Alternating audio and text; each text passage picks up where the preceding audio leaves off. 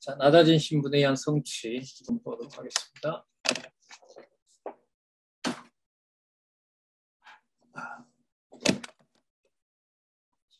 신명기 28장 먼저 소개하죠. 복과 저주 언약. 상대적으로 저주에 대한 언약이 훨씬 많죠. 그 말은 그리스도의 기록을 봐도 그 표적과 배척당하는 그 분량으로 봐도 배척당하는 부분의 분량이 또 훨씬 많기도 해요.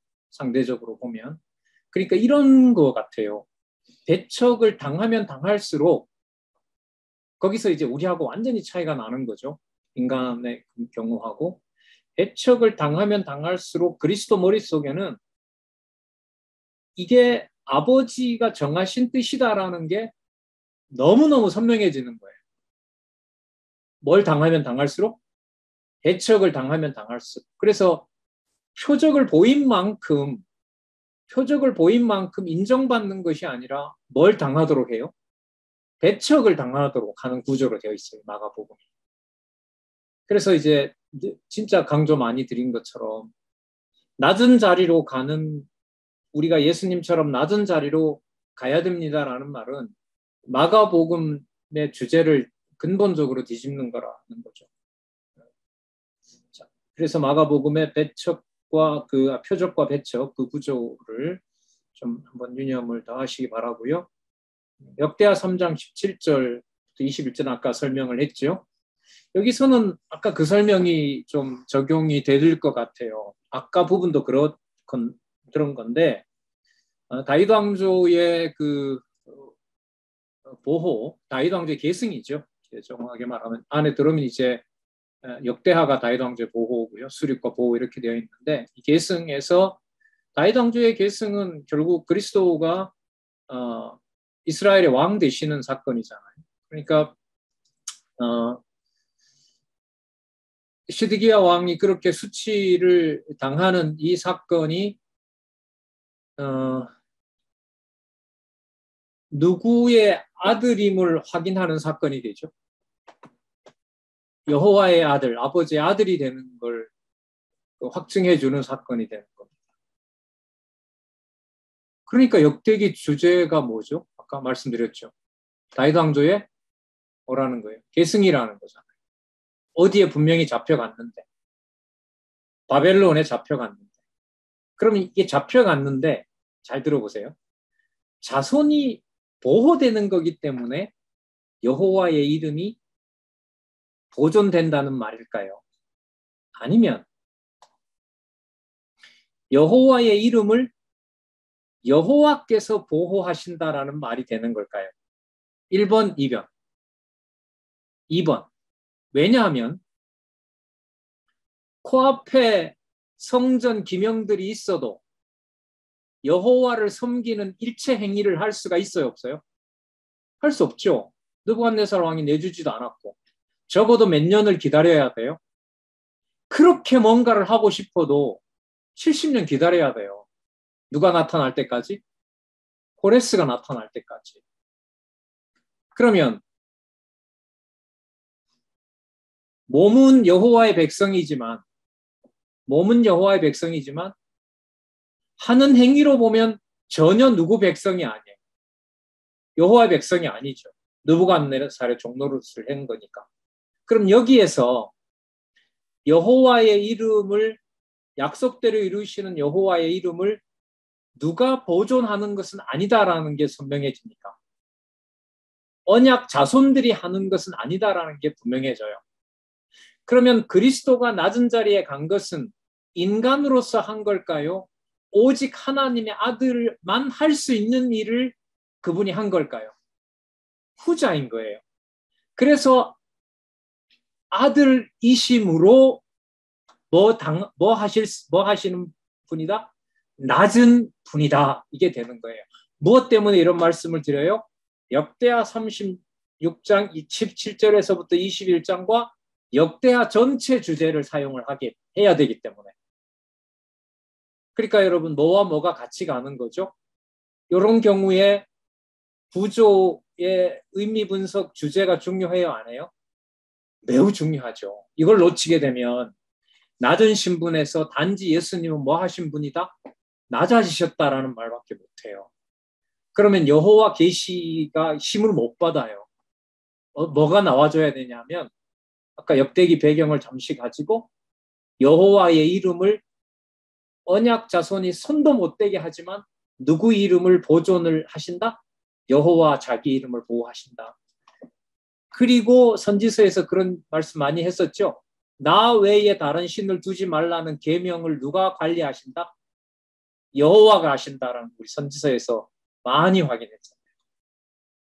그래서요. 시편 22편 6절이에요. 본래요 사람의 비방거리가 되는 것이 다윗 왕조 계승에서 얘기한 것처럼 붙잡혀 갔지만 인간의 공로가 아닌 누구의 능력으로 여호와의 이름이 계속 보존된다? 여호와의 능력으로 여호와의 이름이 70년 동안에 종노릇하지만 다 보존이 된다. 그렇게 연결할 수가 있습니다. 그런데 69편 19절에 가면 좀 심각하다. 그걸 누가 지켜보면서 대적자들에게 언약 자손을 맡긴다? 그러니까 내 앞에 누가 있어요? 대적자가 있고 대적자 뒤에 보니까 그 대적자들이 그렇게 나를 대적하는 걸 누가 그걸 밀고 있어요? 주께서 나의 비방과 수치와 능력을 아십니다. 왜냐하면 나의 대적자들이 다 누구 앞에 있다? 주님 앞에 있는 거죠. 뭐 이렇게 읽을 수 있어요. 하나님 눈앞에 대적자가 있는데 왜 가만히 있으세요? 이게 이렇게도 볼 수가 있지만 지금 시편 69편이 들어있는 대적에게 맡기는 상황을 보면 하나님이 그 모든 것을 언약 자손이 누구에게 가도록 그냥 버려버려요. 대적에게 가서 온갖 수치를 당하게 버려버리잖아요. 여러분 22편에 무슨 내용 나오는지 아시죠? 엘리 엘리 라마 사박다니가 저기 나오잖아요. 나의 하나님 어찌하여 나를 버리셨나이까 저기 22편에 나오거든요. 그런데 상황은 버린 건데 그리스도는 버려져서 아버지를 부정해요, 안 해요? 안 하죠. 할 수가 없죠. 그가 부정했으면 우리의 구주가 될 수가 없는 거니까. 그래서 이런 상황을 이 구약의 내용들의 역사서가 바탕이 되고 그 바탕이 해서 그리스도의 낮아지신 것을 누구 계시 중심으로? 여호와 계시 중심으로 올릴 수가 있는 거예요. 그 설명이 어려워요. 이런 신학적 구조를 담는다는 건 이거는 진짜 어려운 일이에요. 자, 시편 119편 25절 비방거리가 되고 머리를 흔들지만 낮은 그 자리에서 그리스도는 아버지를 부정하지 않는다. 그래서 여러분 낮은 신분으로 가면 갈수록 무슨 신분의 연결고리가 된다? 10장 46절부터 나오는 높은 신분의 고리가 된다. 그러니까 뭐임으로 뭐이다?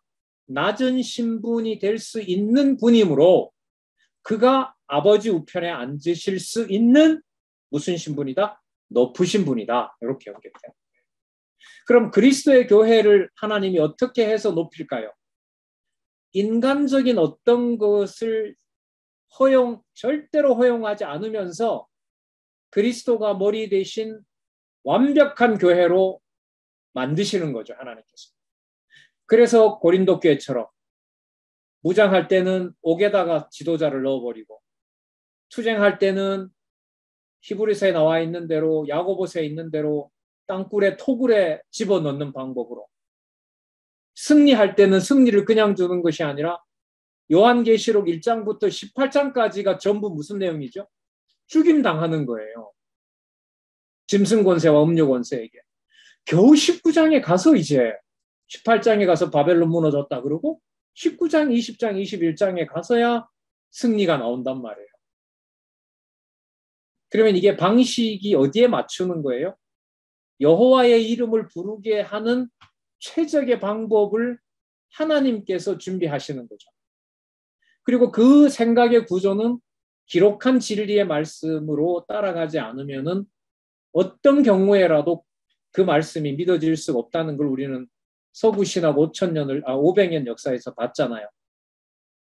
말씀드렸죠? 모든 성경의 낱말들을 수만 가지로 쪼개놨는데 사전만 해도 그냥 뭐 몇 수만 페이지가 되잖아요. 근데 그걸 모으지를 못해요. 사전이라고 한지를 샀는데 그 사전을 다 모으면 여호와 계시, 여호와가 존재한다라는 게 나와야 되는데 그게 나올 수가 없어요. 그게 지금 서구 신학의 현재 일인 거죠. 그래서 뭔가 이런 구조 저런 구조 짜려고 하지만 글쎄요. 나오기 힘들죠. 그래서 여러분 우리는 성경 신학에서 그 사건을 보고 있는 겁니다. 자, 배척당한 사실을 한번 보도록 하죠.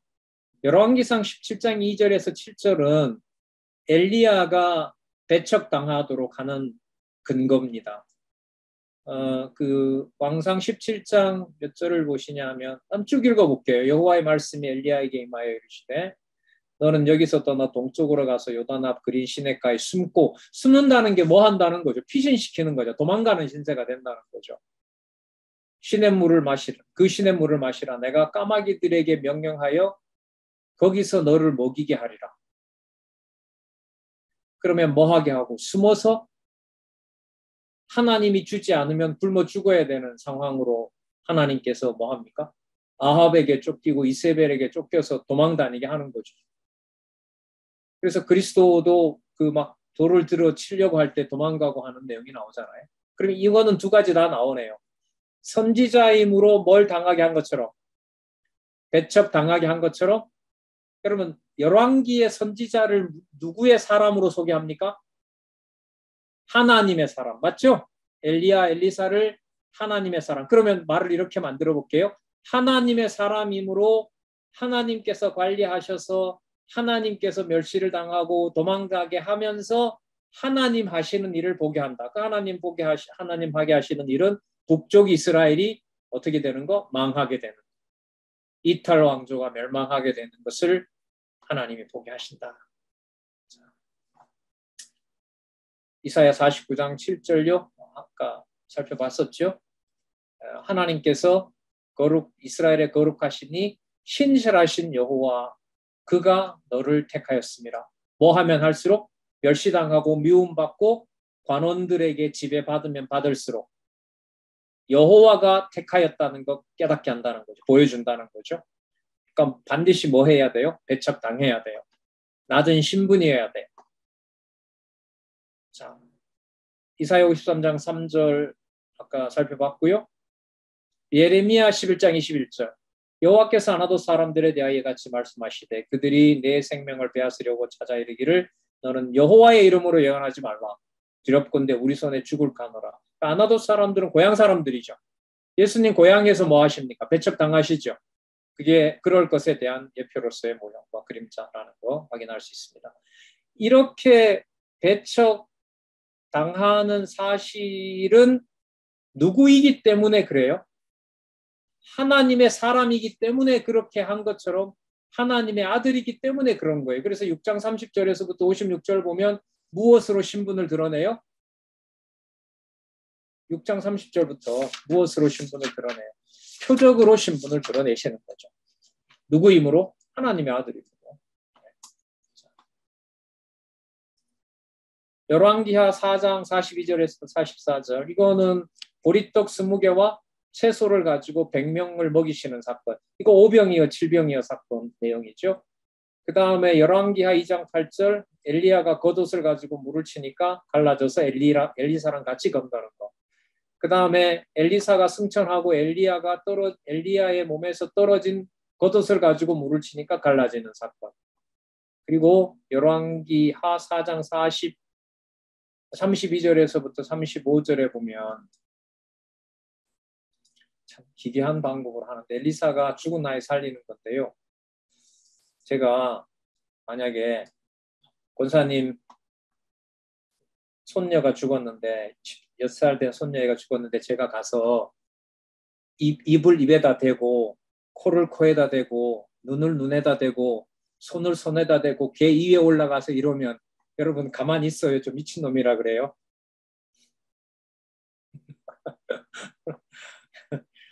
그렇게 하는 게 여기에 나오는 거예요.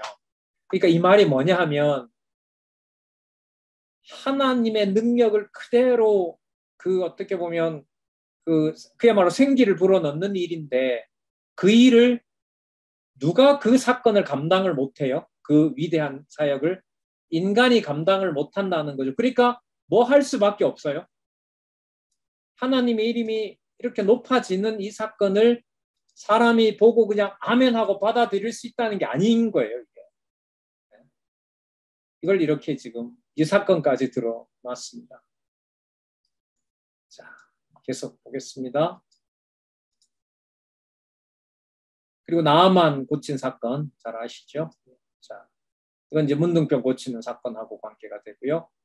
그 다음 자, 그러니까 이게 또 다시 돌아요. 버림당하는 자가 돼요. 시편 22편 6절 엘리엘리 라마사박다 나오는 데죠. 그 다음에 비방과 수치를 대적들에게 당하는 거죠. 하나님이 거기 그걸 보고 계시죠. 그 표현이 그런 게 나오죠. 하나님 나타났다 하고 딱 잡는데 하나님이 탁 뿌리쳐요. 놔라 이러면서 당신은 그냥 외면해 버리는 거예요. 그러니까 택자가 불택자처럼 취급받는다는 내용 나오죠. 그리고 시편 109편 25절은 자 비방거리인데 너무 수치스러우니까 보는 사람들도 머리를 흔드는 내용이 나옵니다.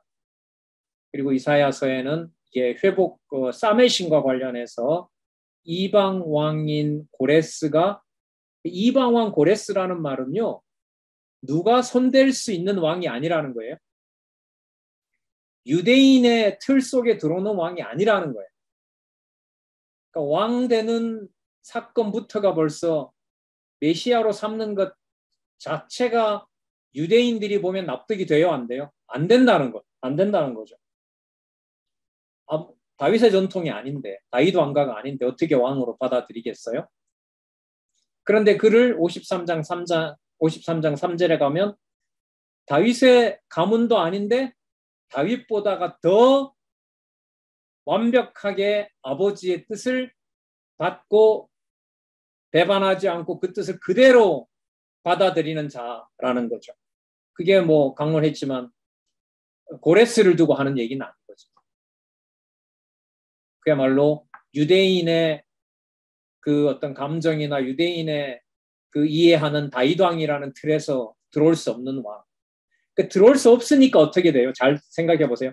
들어올 수 없으니까 배척할 수밖에 없고, 잘 보세요. 그럼 자, 들어올 수 없기 때문에 유대인의 이해 속에 들어올 수 없기 때문에 믿어지지 않으니까 뭐 해야 되고 배척해야 되고 배척 당할 수밖에 없는 분이니까 누구 아들이여야만 되고 아버지 아들이어야 되고 이 두 가지가 같이 이루어지는 거예요. 그래서 여러분 교회에서 배척당하고 따돌림을 당하는 일이 발생하는 것이 하나님의 교회를 하나님의 방식대로 거룩하게 하시는 하나님의 섭리라고 보시면 돼요. 아까 사실 우리 원로 예를 들어드렸잖아요. 제가 올라와서 봤던 사건들 또 지금 체제 개혁되어서 여러분들이 각자 해가시는 일에 대해서 일체 어떤 손대지 않아도 여호와의 이름으로 모든 이 질서가 잡혀지는 경우 여러분들도 같이 보고 계시지 않습니까? 자, 표적으로 신분 드러내시는 거요. 아까 살펴봤죠? 열왕기하 42절에서 4장 42절에서부터 44절 보리떡 20개와 이건 오병이어 사건의 근거고요. 그 다음에 왕하 5장 14절 이거는 이제 문둥병 고치는 사건. 그 다음 8장 27절에서부터 10장 45절은 예수님께서 낮아질 신분에 대해서 증가해요. 이거는 이제 십자가 사건에서 초점을 맞추죠. 여러분 낮아질 신분에 의한 증거가 무엇으로 넘어가는 결정적 고리가 돼요? 낮아질 신분이므로. 더 좀 풀면 낮아질 수 있는 신분이므로. 아버지가 원하는 대로 낮아졌지만 모든 것을 아버지의 뜻으로 받아들일 수 있는 신분이므로 10장 46절부터 무슨 신분? 높은 신분. 이렇게 연결고리가. 여러분 구조 없이 될까요? 안 될까요? 성경신학은 절대로 안 돼요. 그리고 구조가 논리적으로 명확하더라도 본문 사건들이 이어지지 않으면 전체 이 구조 내용이 힘을 받을까요? 못 받을까요? 그것도 안 돼요. 그것도 안 돼요. 그럼 두 가지가 다 되면 어디로 올라가죠? 내려와서 본문 연결하고 신구약 근거 확인해서 빙산의 일각 한 구절에서 나머지 모든 받침을 본다면은 몇 번째 단락으로 올라갈까요? 두 번째 단락. 어디에서 작정한 하나님의 비밀, 창세전에 하나님께서 언약하신 비밀이 무엇인지 쪽으로 관절과 골수가 연결이 돼서 거기도 데려다 놓는 거예요. 이게 이제 감당이 안 된다는 거죠. 어쩌다 이 일이 여기서 벌어졌는지 진짜 조금 전에도 신학 논문 하나 쓴다고 갈바르트의 교회론 책을 읽었는데요. 이 풀 수 없으니까 우리는 교회론 이러면 만 대여섯 장이면 명쾌하게 성경대로 나오잖아요. 이 책이거든. 이 책이 1212페이지예요. 1212페이지인데 이런 책이 3권이에요. 그러면 몇 페이지죠? 3600페이지잖아요. 3600페이지에서 교회론을 한 1000페이지가량 다루어요. 그런데 답이 명쾌하지가 않아요. 예수에 의한 성취, 성령에 의한 성취, 그런 구조대로 설명을 할 수가 없어요. 그럼 여호와 계시로 갈까요? 못 갈까요? 못 가요. 교회 중요하다는 것만 계속 성경 구절 갖다 대요. 그거는 전통적으로 해오던 방식이거든요. 그런데 우리는 이 구절 몇 개 소개한 것을 개론 구조 잡고 본문에 내려와서 본문 몇 개 확인하면 바로 어디로 가게 돼요? 창세전 하나님께서 언약하신 내용, 창세전 비밀의 그 복음의 영광이 무엇인지 바로 가는 거죠. 이게 지금 여러분들과 저에게 일어나는 사건입니다. 자, 신명기 28장 아까 복과 저주 얘기했었죠. 그러면 이쯤 오면은요, 그리스도가 표적을 하고 배척당하는 것은 바로 이제 어디로 가게 돼요? 10장 46절부터 나오는 무슨 사건으로? 높은 신분으로. 그러면 여러분, 교회 창립, 양육, 무장, 투쟁, 승리에서 승리까지 가는 동안 배척이 줄어들어야 돼요? 더 나와야 돼요? 더 나와야죠. 왜? 유대인들이 더 악랄해져야 그리스도를 어떤 자리로 보낼 수 있어요? 낮은 자리로 보낼 수 있으니까. 그래서 창립에서 승리로 가면서 하나님께서 교회를 인간적으로 낮추는 것은 더 약화된다, 더 강해진다, 심해진다, 더 심해진다. 그래서 그리스도가 오실 때 누구를 찾을 수가 없다고 그런다? 믿는 자를 보겠느냐라고 하는 단계까지 가는 겁니다. 그럼 교회가 말살당한 건가요? 아니죠. 하나님이 원하는 대로 교회가 승리로 가고 있는 거죠. 여러분, 이런 시각을 사람들이 보는 안경으로 찾을 수 있을까요? 찾아볼 수가 없는 겁니다. 그래서 가면 갈수록 제가 스스로도 그렇고 제가 좀 민감하게 받아들이는 내용이 있는데, 포항에서부터 그랬었는데, 요즘 교회가 좀 이상해. 그 말에 아주 이렇게 발끈했죠, 사실. 그 말은 극히 누구 중심적인 얘기인 거예요? 전혀 성경과 관계없는 얘기예요. 아니, 오히려 성경을 뭐 하는 거죠? 뒤집는 얘기인 거죠. 창립 단계부터 승리 단계까지 그리스도가 오시는 날까지 나중에 기다리고 있는 유대교의 박해가 과거보다가 심해질까요? 아니면 더 약화될까요? 더 심해지죠. 주의 몸된 교회가 그렇다는 거죠. 그래서 이 성경의 의미 분석의 구조를 성경의 바탕을 두고 확인하지 않으면은 교회의 비밀을 20년, 30년 해도 모릅니다. 이런 날은 좋은 것 같고, 이런 날은 좀 편안한 날 같고, 이런 날은 오니까 스트레스 받고, 이런 날은 오니까 그냥 오늘 교회 갔더니 그래도 누구 때문에 오늘은 그래도 교회 갔지, 이런 생각 몰려오고 진짜 미치는 거죠. 근데 그 방법을 일러줬어요. 여호와 계시. 내가 살아있고 내가 주인이야. 그거 어떻게 하는데요? 좀 읽어봐. 그렇게 기록돼 있잖아. 그렇게 그 길을 따라가도록 내가 안내해줬잖아.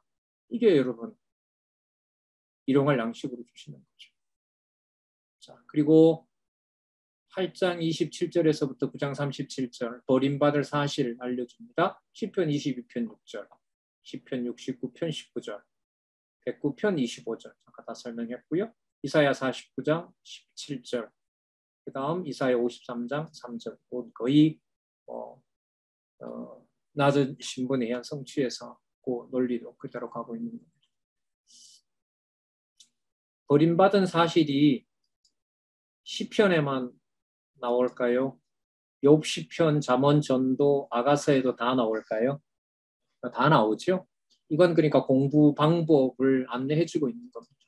누구 중심으로? 여호와 계시 관점에서 공부하는 걸 보여주고 있다고 보시면 돼요. 자, 8장 27절에서부터 9장 13절 버림받을 신분 마찬가지죠. 엘리야가 도망가도록 한 사건. 그 얼마나 빨리 뛰었는지 달리기 선수보다 더 빨리 달리게 한 거죠. 도망가게 한 거잖아요. 그리고 겨우 물 한 모금 주고, 그리고 엘리야가 뭐라 그러죠? 살려달라, 살고 싶다 그랬어요? 죽고 싶다 그랬어요? 죽고 싶다 그랬죠. 그렇게 몰아가잖아요. 그런데 여러분, 이 모든 구약의 언약들이 그리스도가 감당을 하셨을 때는 진짜 피와 땀이 속이 터지는 거죠. 속이 터지면 옛날 저희 돌아가신 선배가 그러시더라고요.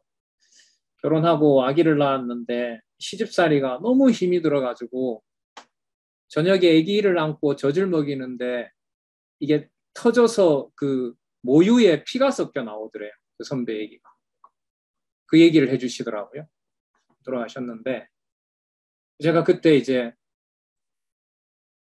사람도 그렇죠. 사람도 왜 하면 속에서 뭔가 터지잖아요. 막 피를 토하고 이러잖아요. 사실 그 정도까지 겪으면서 어떤 원망 없이 아버지의 뜻으로 받아들인다? 이거는 말을 이렇게 하지 이런 차원이 이해가 될까요? 안 될까요? 안 되죠. 안 됩니다. 이걸 그러니까 뭔가 알았다고 제가 여러분들에게 뭔가 가르치고 전달한다 이런 건 아니에요. 이런 건 아니에요. 자, 예레미야 11장 21절요. 여호와께서 안 얻을 사람들에 대하여 이와 같이 말씀하시되 그들이 내 생명을 빼앗으려고 찾아 이르기를 여호와의 이름으로 예언하지 마라. 그래서 이거 유대인들도 그러죠. 예수님 보고 너 표적을 일으킬 때 누구 이름으로 한다고 하지 말고 누구 이름으로 해라. 여호와의 이름으로 한다고 하지 말고 그냥 너가 한다고 해라. 제가 요셉의 아들 나사렛 예수인데요. 제가 능력을 가지고 있어요. 자 보세요. 이렇게 하라는 거예요. 누구 이름을 대지 말라는 거예요. 여호와의 아들이기 때문에 한다. 그런 말 하지 말라는 거예요. 여러분 그래서요. 믿음을 안 주면 여러분이나 저나 하나님이 하게 하셨어요라는 소리를 기쁘게 들려요. 미워 죽겠어요. 그 말 하는 사람 보면. 미워 죽죠. 똑같은 거예요. 차이가 없어요. 그러나 믿어지게 하시면 맞아. 여호와께서 하게 하시는 거야. 아니 뭐 그래. 하나님 다 하게 하는데. 말은 맞는데 받아들일 수 없잖아요. 그 말은 여호와의 이름을 낮은 자리에 가서 자기에게 손해가 되는 상황에다 집어넣어 버리면 여호와의 이름을 그 이름대로 부를 수 있다 없다? 없다. 그러면 여러분 망령되이 일컫지 말라라고 하신 여호와께서 망령되이 일컫지 않게 하도록 그리스도를 통하여 속이 터지고 절망과 온몸의 전율이 느껴지는 그 상황에서 섭섭함 없이 육신의 몸을 가지고 아버지의 뜻대로 된다는 것을 보여준 계시 사건이 누가 낮아진 사건일까요? 그리스도가 낮아진 사건인 거죠. 이걸 어디도 그렇게 하신다고요? 그리스도의 교회도. 그러면 여러분 지금까지 여러분이나 저나 여러분 상황은 문제가 될 게 없습니다. 하나님께서 하시는 거니까. 가정교회의 상황이 어떤 형태로든지 상관없이 그 모든 과정의 목표는 여호와의 뜻대로 된다는 것을 여호와의 이름이 드러나는 과정으로 보여주신 사건입니다. 앞으로도 그럴 겁니다. 그래서 혈육 중심으로 뭔가 엮고 그 어떤 이해관계 속에서 이해하려고 하는 거 하나도 맞질 않습니다.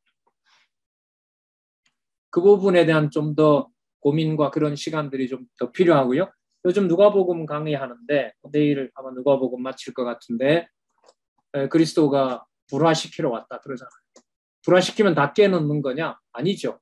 누구 중심으로 다시 모아요? 그리스도 중심으로 다시 모으시는 거죠. 근데 어떤 방식으로 모을지 몰라요. 유대인이 바벨론 포로에서 돌아왔는데 유대인만 오면 얼마나 좋겠어요. 그런데 진짜 내정서에도 안 많은 누가 따라와. 시커멓고 진짜 야만인 중에 야만인이 같이 와서 무슨 일까지 도우라고 했어요. 고레스가. 저 사람도 가서 성전 짓는데 도우라는 거 아니에요. 근데 저 인간 진짜 싫거든. 제가 일본 오사카 갈 때 그랬잖아요. 김진승 원사님이 반찬까지 만들어가지고 거기 있는 일본 교포들하고 나눠 먹으라고 떡도 만들어줬는데 비행기에 내려가지고 그 사람들은 전산화가 안 돼 있어서요. 내려가지고 바깥에 나가는데 3시간을 서 있었어요. 그 장로님하고 그 원로인 그 나이드분이 성질이 얼마나 나는지 진짜 저 막 시은 막 나가는 거예요. 막 이게. 근데 거기서 또 공항에서 그러다가 입국도 안 되면 안 되잖아요. 근데 우리부터 아직도 덜 먹었는데 이걸 왜 내가 일본에 전해야 되냐고. 갑자기 국뽕이 돼가지고 참 웃긴 인간이더라고요. 무슨 내가 애국주의자라고 마치 일본에 왔는데 내가 무슨 아유 진짜 인간아. 아유. 그런데 여러분 그 일이 유대인이 와서 성전 짓는데 역대기 보면 누가 같이 와요? 종로로 됐던 자들이 같이 와서 제사장 일까지 하고 이사야 66장 기억나시죠? 이방인이 와서 뭐까지 된다고 그래요? 대제사장 된다고 하잖아요. 그걸 어떻게 받아들이냐. 그런데 그리스도가 이 모든 걸 예스 하잖아요. 내가 그런 판을 짰는데 이게 내 뜻이라고 하니까 그 모든 것들이 아버지의 뜻대로 된다는 것을 그리스도를 낮은 자리에다가 놓으시고 그 정한 아버지의 뜻을 그대로 아멘 하면서 아들이 따라가도록 하시죠. 자, 표적과 말씀으로 가르치는 거. 표적은 아까 여러 순서로 많이 나타났죠. 자, 요거 하나만 정리할게요. 엘리야와 엘리사가 나타나는 보여준 표적이 20가지 정도가 되거든요. 그런데 아까 하나 짚었어요. 엘리야와 엘리사 앞에 무슨 수식어가 붙었다고요? 하나님의 사람. 그 하나님의 사람이 하나님의 사람으로 하나님의 일에 뜻을 따르도록 하나님이 낮추신다는 것이 그리스도의 무슨 모습과 일치한다? 낮아지게 하시는 것하고 일치한다. 그러나 엘리야처럼 죽여달라고 안 한다. 아버지 뜻대로 이루시라고 하면서 여러분 그 마가복음에서 무슨 내용이 가장 많이 나오냐면 이 일을 얘기하지 말라. 내가 했다고 얘기하지 말라라는 내용이 가장 많이 나오는 부분이 따라서 어디냐 하면 마가복음이에요. 예수님의 은닉이라는 거 있죠. 그러면 누구 이름이 부각이 된다는 거예요? 아버지 이름이 부각이 된다는 거죠. 그래야 목적이 분명한 거예요. 자기가 당하면서도 그 일이 누구 일이라는 거예요? 아버지가 하신 일이라는 거죠. 아버지 일인지를 어떻게 알죠? 뭘 보여주니까? 표적을 보여주니까. 교회도 그런 표적이 반드시 나타난다. 그러면 이 표적은 뭐냐 하면 사람이 사람의 인식 능력으로 이해할 수 없다는 의미에서 표적. 그거는 무엇이 바탕이 돼야 이해가 돼요? 말씀이 바탕이 돼야 이해가 돼요. 여호와 계시 관점으로 봐야 이해가 되는 사건이 교회의 사건입니다. 아니면 다 인간적인 일들로 보이는 거죠. 그래서 기록한 말씀대로 특히 이제 로마서부터는 이야기가 아니잖아요. 다 교리 아닙니까? 보이지 않는 세계에 대해서 쭉 설명하는 거니까. 자, 버리는 자의 결국 이사야 49장 7절, 53장 3절, 예레미야 17장 3절. 아, 여기 처음 나오는 게 있네요. 스가랴 13장 7절. 만군의 여호와가 말하노라. 칼아 깨어서 내 목자 내 짝대는 자를 치라. 목자를 치면 양이 흩어지려니와 작은 자들이면은 내가 내 손을 들이우리라. 자, 목자들이 다 흩어진다고 하죠. 목자를 치니까 양들이 다 흩어진다고 하는데 작은 자들, 그러니까 쫓겨간 그 자들 위에 누가 내 손을 들이운다 그럽니까? 하나님께서 그 손을 들이운다라고 얘기를 하죠.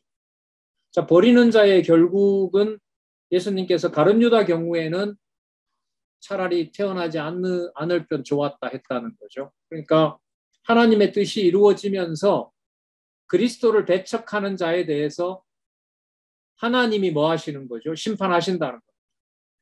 그러니까 아버지의 뜻이 이루어진 것을 그리스도는 받아들이고 그 원수 갚는 것은 누가 처리한다라는 게 믿어지는 거죠. 아버지가 처리한다라는 게 믿어지는 거죠. 그 믿음은 진짜 그리스도 하나님이 주셔야 되는 거죠. 자, 그래서 버리는 자의 결국 스가랴 13장 7절 내가 내 손을 들이우리라. 그래서 마가복음이나 마태복음이나 이런 데 보면 마가복음에 보면 제자들이 예수님을 버리고 배신하고 도망가는 상황에 대해서 그걸 그렇게 부풀려서 이렇게 많은 부분을 설명하지 않아요. 왜 설명하지 않을까요? 그들이 그렇게 하는 것이 아니라 누가 그렇게 하는 거니까. 아버지가 그렇게 하는 거니까. 아버지 아들이 당연히 받아야 되는 거기 때문에 그 사건만 명쾌하게만 얘기하시지 3번인가 4번 얘기하시죠. 너희들이 그렇게 된다는 거. 거기에 대해서 더 다른 추가 설명을 하지 않습니다. 그래서 그게 바로 낮아질 신분으로 낮아지셨고 높은 신분으로 가는 사건이 되는 겁니다. 자, 버려질 자의 결국에 대해서 한번 볼까요? 이사야 49장 7절, 이사야 53장 3절. 그 다음에 요나서 2장이 나오네요. 요나서 2장하고 호세아 6장 1절이 또 있네요. 그럼 요나서 2장은 여호와께 기도한 후에 물고기로 토하게 한 거죠. 요나는 니느웨 백성들이 돌아오는 걸 원했어요? 원하지 않았어요? 원하지 않았죠. 그러나 니느웨 백성들은 돌아왔어요? 안 돌아왔어요? 돌아왔죠. 그러니까 누구 뜻대로 되게 된다는 걸 보여주죠. 여호와가 정하신 대로 된다는 걸 누구에게 보여주는 거예요? 요나에게 보여주는 거죠. 그러면 그리스도가 겪으시는 모든 것들이 누구의 뜻대로 되는 것이다? 아버지의 뜻대로 된다는 사실을 완벽하게 모두 다 받아들이는 거죠. 이사야 49장 7절, 이사야 53장 3절이 그대로 자신에게 이루어진다고 할 수가 있습니다. 자, 그 다음에 호세아 6장 2절. 여호와께서 이틀 후에 우리를 살리시며 셋째 날에 우리를 일으키리니 우리가 그의 앞에서 살리라. 이거는 뭐와 뭐가 같이 붙어 있죠? 버리는 것과 회복시키는 것에 간극이 없는 거죠. 그러면 뭐와 뭐와 간극이 사라집니까? 낮아진다는 것과 뭐 하는 것, 높아진다는 것의 경계가 없어지죠. 경계가 없어진다는 말은 높으신 신분이기 때문에 뭐 하실 수 있다는 얘기가 되죠. 낮아질 수 있는 능력을 가진다는 거죠. 거꾸로 한번 가볼게요. 높으신 신분이 될 수 있어요. 왜요? 아버지 뜻대로 다 할 수 있으니까. 아버지 뜻대로 낮아질 수 있는 능력을 가지고 있으니까. 또 앞으로 더 가볼게요.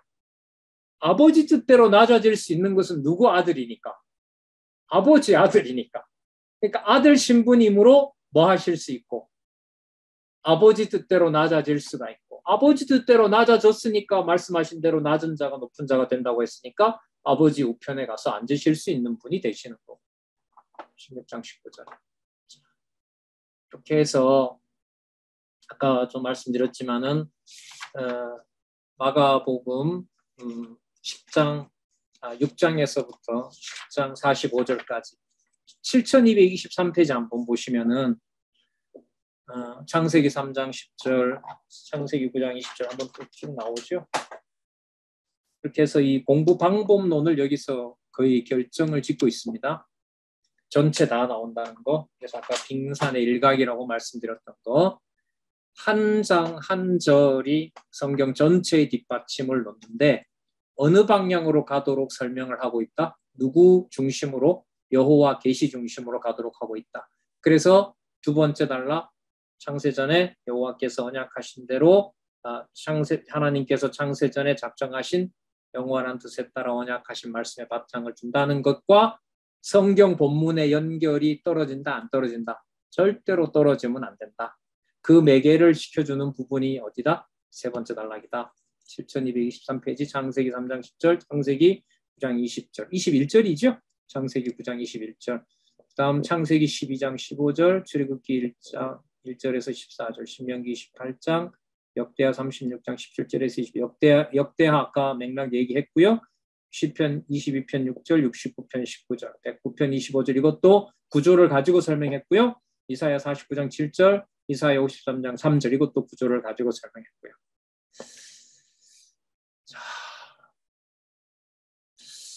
논리적으로 어쨌든 구조대로 그리고 본문으로 내려가서 본문의 연결성 하는데 우리가 기초를 닦는 일까지 했습니다. 자, 질문 있으시면 소거 해제하고 하겠습니다.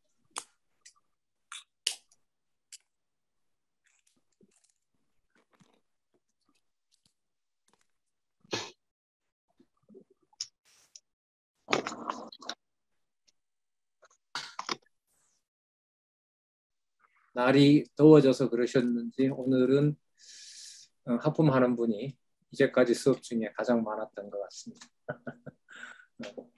드시죠? 네.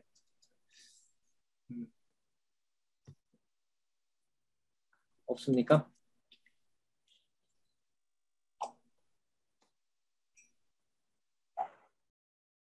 없으면 기도하고 마치겠습니다. 하나님 아버지 감사합니다. 절대진리 하나님의 말씀, 성경의 권위를 이렇게 미리 연구하게 하시고 또한 기쁜 마음으로 확신을 가지고 진리의 말씀을 사랑하는 많은 신앙의 선배들까지 하나님 함께하게 하셔서 이 시간까지 쉬지 않고 끊지 않고 만나를 내려주시듯이 늘 진리의 말씀 가까이 두셔서 하나님 너무나 감사합니다. 더 그 깊은 진리를 깨달아 지식을 축적하는 것이 아니라 살아계신 하나님의 모든 확실한 증거들을 매사에 매 순간에 자나 깨나 행복하나 불행하나 즐거운 시간이나 견딜 수 없는 시간이나 모든 시간에 여호와를 기억하는 것으로 우리의 지혜와 총명이 밝아질 수 있도록 주신 은혜를 매사에서 확인하는데도 하나님 크신 은총을 베풀어 주시옵소서. 편안한 시간 될 수 있도록 하나님 인도해 주시기를 원하오며 예수님의 이름으로 기도드렸습니다. 아멘. 네. 네, 수고 많으셨습니다. 감사합니다.